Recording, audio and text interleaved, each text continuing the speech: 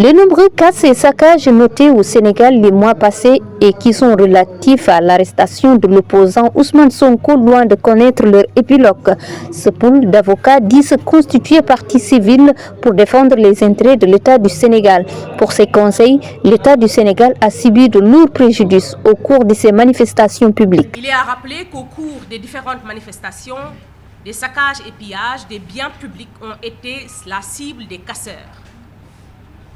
Ces biens, qui ont une forte valeur sociale, transport, alimentation, carburant, réseau électrique, distribution d'eau, ont été endommagés ou complètement détruits sur l'ensemble du territoire national. L'image de l'institution étatique a été chahutée. Le fonctionnement des services publics ralenti. Les populations terrorisées. Les victimes et leurs familles traumatisées.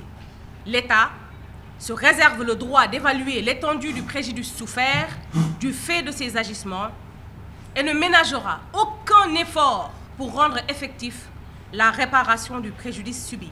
Dans cette nouvelle procédure judiciaire, ces avocats de l'État comptent aller au bout pour obtenir réparation des préjudices subis. Le pool d'avocats rappelle que dans le cadre des procédures susvisées, il poursuit et entend ne poursuivre que l'objectif de la restauration et de la préservation des intérêts de l'État du Sénégal par la manifestation de la vérité judiciaire, le respect de la présomption d'innocence, la garantie d'un procès équitable, mais aussi et surtout le principe sacro-saint de la séparation des pouvoirs.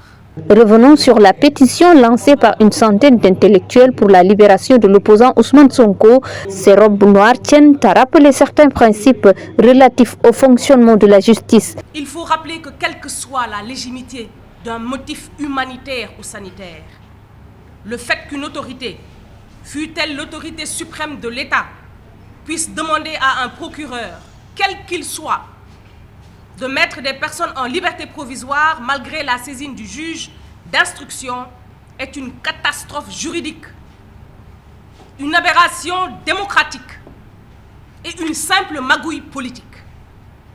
Le magistrat instructeur reste le seul garant des droits et libertés des personnes mises en cause jusqu'à la prise d'une ordonnance de règlement. Une nouvelle page judiciaire qui en dit long sur la suite des événements malheureux qui ont secoué le Sénégal et qui ont suscité l'attention des médias nationaux mais aussi internationaux.